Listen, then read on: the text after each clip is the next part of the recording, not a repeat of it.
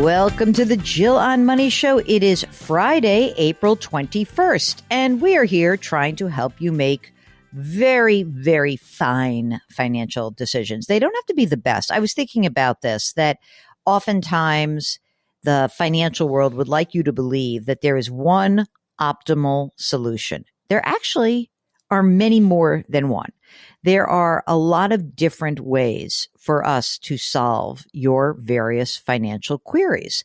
And you may be surprised to learn that you've got control over a lot of this process. Maybe you forget that sometimes, but you really do. And you can choose one versus another. You might say, well, I hate my job. I want to actually get a job where I'm doing something different. And I say, oh, no problem. If you do that, you can't save as much money. And as a result, that might mean that you have to work longer. You might say to me, no sweat. As long as I'm doing the job I really want to do, I can make that work. So I think that sometimes when you think about your own financial life, you might feel a little bit like it's A or B. There can be many, many choices here. So if you want to know what the choices are for you, I encourage you to go to our website, jillonmoney.com. Click the Contact Us button. And if you want to come on the air, that's great. You check the box. But if you don't, we do email episodes every time to time. This is one of those episodes. We're going to do some emails. Also, on the front door of our beautiful website, you can do a few things. You can do a few things for free and a few things that will cost, a couple bucks, 10s, 20s, 30s. We're not talking more than 100. For less than $100, you could, in fact, subscribe to our new live service, Jill on Money Live. By doing so, you will have access to quarterly live webinars. And our first one was with IRA expert Ed Slott. Our next one is going to be with Dave Stachowiak, the most amazing small business / management / what is I think of these other things? Just like leadership guru. Dave Stachowiak, and his business is called Coaching for Leaders. It's great. He's going to be on in June. We're putting up extra content all the time. We have our lovely special Ed Slott charts, which I refer to constantly. I have to send a picture of me looking at these charts in the middle of doing these calls with you guys. It's very funny. So you can do that. Sign up for Jill on Money Live, and then with the rest of your C-note, you can buy my book, The Great Money Reset. And The Great Money Reset is doing just great. And I really wish that many, many, many more of you would buy it. And that way, George, the publisher, would be more satisfied. He doesn't seem to be, he seems okay. I would say that George is giving me like a grade of a B. And I'm not a B student. I'm at least a B plus student and sometimes an A minus. I was never A plus. So buy the book, The Great Money Reset. It's actually a really awesome book for anyone who is contemplating a change in their lives. And it gives you all the guardrails you need so you don't blow up your financial life in the process. But if you want it for free, there's the podcasts here. We have another podcast. We have a radio show. We've got a blog. We've got videos and resources, all of that right there on the website. Okay, let's get to your emails. This is from Ella, who says, I discovered your show during COVID because I got to see Jill live on CBS mornings, which I would never have seen while in the office. And now I am addicted to all things Jill and Mark. I love you both. Oh, how nice. Okay. Let's start with what's most important. All of our estate documents are complete. Trust, will, power of attorney, everything. Fantastic. I like when they start with that, Mark. My husband and I are 40 years old. We make about $300,000 a year. This is a recent significant increase to his salary. No children, only spoiled, rotten fur babies. I resemble that. And we own our home outright. It's worth about $600,000 to $650,000. Monthly expenses probably total about $3,000. But if you want to round up, because I know you like to, go ahead, say $5,000. We have $260,000 in total 401k savings, and about $20,000 of that is Roth, the rest traditional. $15,000 in bank stock, another $10,000 in a Roth IRA, $1,500 in a brokerage account, $30,000 in emergency reserves, and we recently purchased a vehicle.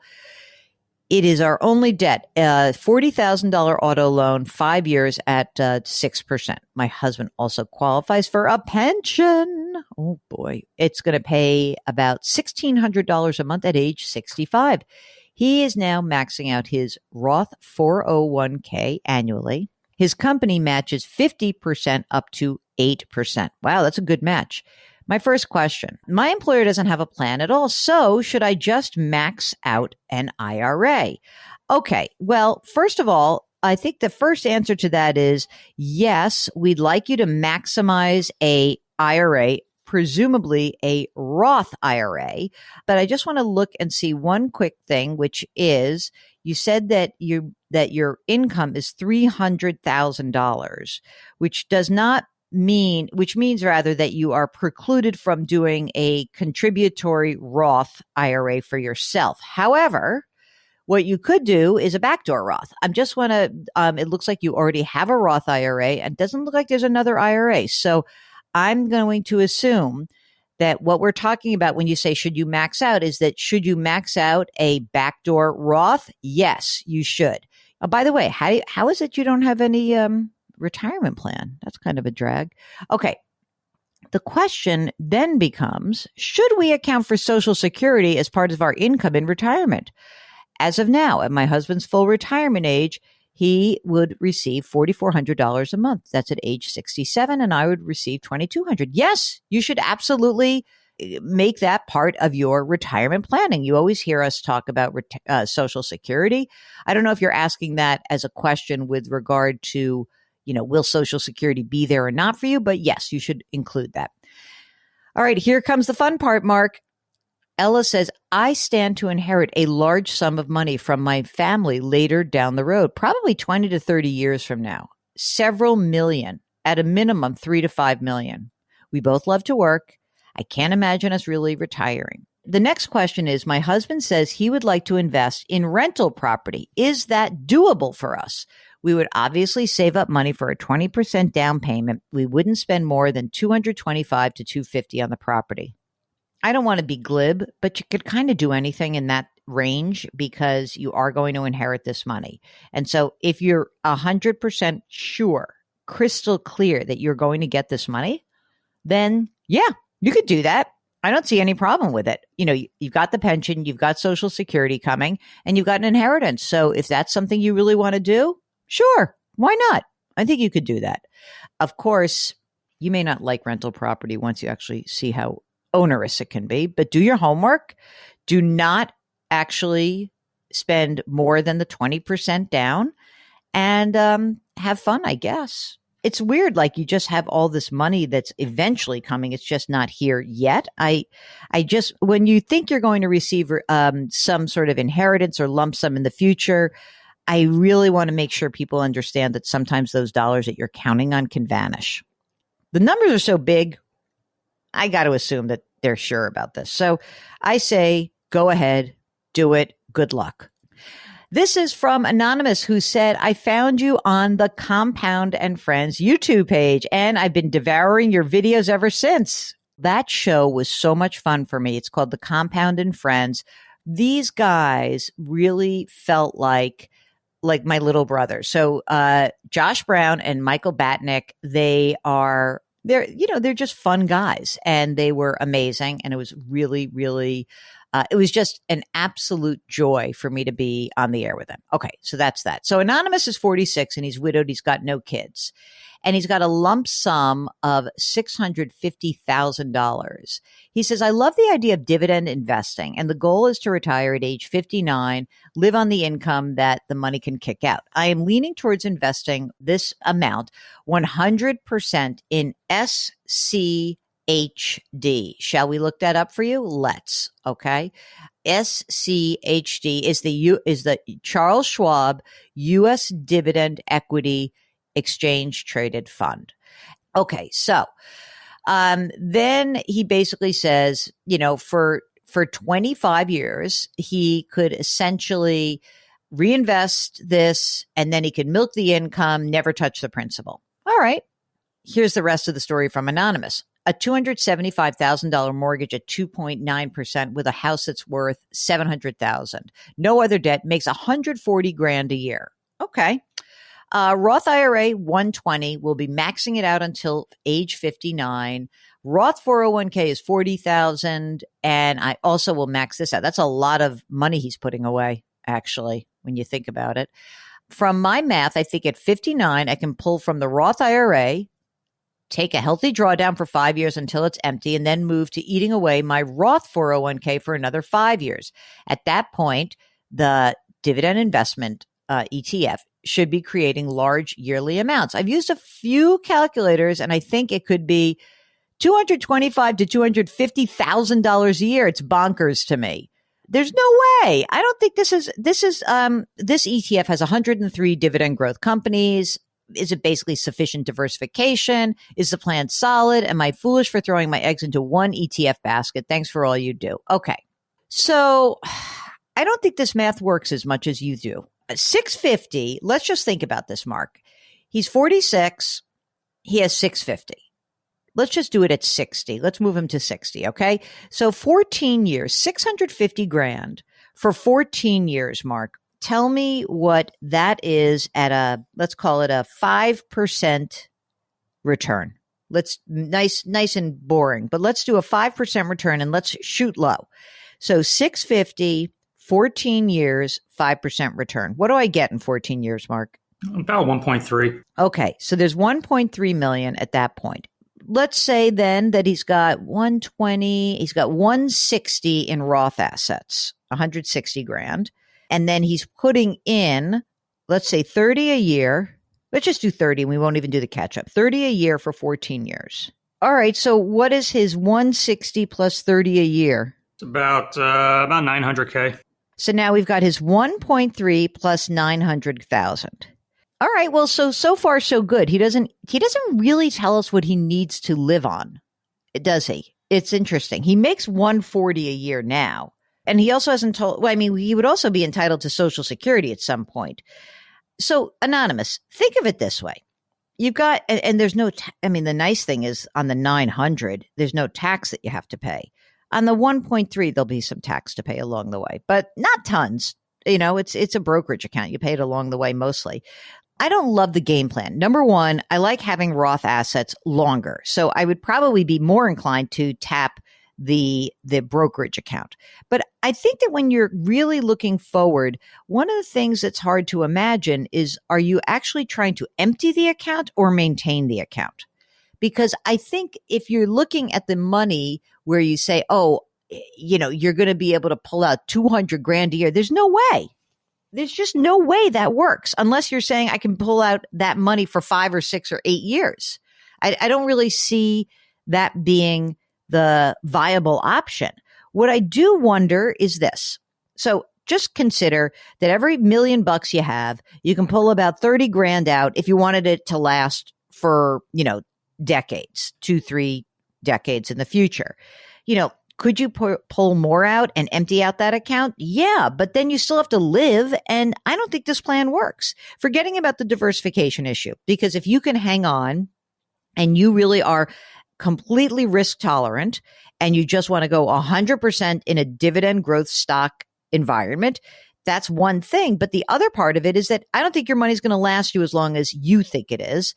And we are not really factoring in all the different pieces of this, which would include when do I get Social Security and how much money do I spend now? And how am I going to manage going forward if I run out of money at age 74?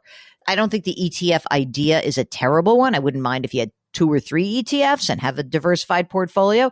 On the other hand, I think the premise of you will be able to use $650,000 today and that would throw off $200,000 a year when you're 65, I'm not buying it. So I want you to get back in touch with us, and I'd love for us to get some more information about what's going on for you. I really would. I think that would be great. Next is from Diane, who wants to know how to invest money from an estate. Hello, I'm 56 and I'm going to receive about $70,000 to $80,000 from my father's estate. I'd like some options on how to invest this money. I have about $480,000 in retirement investments, $76,000 in whole life insurance. Hold on a second. 30 grand in cash. House is worth about $1.5 million. There is a refinanced mortgage of $150,000 Diane refinanced at 2.99%. So she's got a lot of house there, a lot of equity in the house. Social Security at 67, $3,000 a month. I would like to manage the funds separately from my brokerage account through, say, Vanguard or Schwab. A friend recommended index funds. I'm unsure if that's the best option. I'm single, self-employed, with about $60,000 in a business account. Okay, so hold on a second. Why do you have $76,000 in whole life insurance? That sounds like some old life insurance. You may not even need that. I don't know. That may be something worth considering in terms of accessing your money. Self-employed, you didn't say how much money you make, but you're asking if you were to continue, what age would be appropriate for retirement? I don't know. You left out a few things for us. Diane, we'd like to know how much money you need in terms of how much money you are looking at spending on an annual basis. Number two, what are you earning right now? What are you saving right now? Again, you have almost $500,000 in retirement. And I guess there's the question of this big, huge house because you've got a lot of equity. So in some respects, I could see us building you a plan where you say, oh, I'm going to sell this house and I can retire much sooner than I would expect. On the other hand, I could say, well, you want to stay in that house forever. The cost of it may not be too much because you've got that low mortgage, $850 a month. You could continue to just finance it and work hard. And maybe at age 67, you've got some money from your investments. You've got your Social Security. All that being said, we just really need to understand how much money you think you need. That's the big question on the retirement. In terms of investing the money, look, I think that if you're looking at a 10-year time horizon or so, that maybe you look at a balanced investing platform where you might say in Vanguard or Schwab, half the money in a stock index fund, half the money in a bond index fund, and not move around too much. The one thing I know is that I don't want you necessarily investing with whoever sold you that whole life insurance product. And I'm not sure about the retirement investments. Are you managing that yourself or is that same person doing it? So I need a little more information. Hope you can help us out with that. Okay, last one. This is from Lisa. Hi, Jill and Mark. I'm a regular listener and your constant checking on life insurance coverage just got me to take action just in time. About 2 months after I was approved for life insurance at the age of 27, I was diagnosed with a rare medical condition. Oh my gosh. It is benign, but will require some serious treatment and surgery, which likely would have caused me to be rejected had I waited just a few more months. Luckily, while determining coverage, I decided to err on the side of caution and get more than I thought I would need right now, just in case anything like this happened. Hopefully, this gives some of your listeners a kick in the butt. Wow. Lisa, thank you so much. Yeah, sometimes it's really good just to get that life insurance taken care of when you're young and the cost is low. So, take Lisa's advice and you too will be happy you did. I'm sorry that you had to find out that terrible thing. On the other hand, I'm glad you did find it out so that we could take care of it and you are covered. So, all right. Another fabulous show, Mark. I mean, it really is tremendous. And if you, like all of these people who are sending us emails, would like to join us, all you need to do is go to the website, jillonmoney.com. While you're there, click the Contact Us button. Now, if you do want to join us live, then you check the box at the end of that form. While you're on that front door of our website, you can buy the book, The Great Money Reset, and you can also subscribe to our new service, Jill on Money Live. I'm very excited because we're now batting around ideas about new content that lives behind the paywall. Of course, we have our first webinar with Ed Slott that's behind the paywall. We've got some of Ed Slott's famous forms that I always refer to while I'm on the show with you guys. And we're going to put more stuff up there, so check it out. Okay, it is Friday, so let's do some business. Our music is composed by Joel Goodman. Karen Kranick is our web queen. Mark Talercio is our executive producer. We're distributed by Cadence 13. Don't forget to leave us a rating and review on Apple. It really does make a difference. And put your hands metaphorically on someone's back. Change your work, change your wealth, change your life. Thank you for listening. We'll talk to you tomorrow.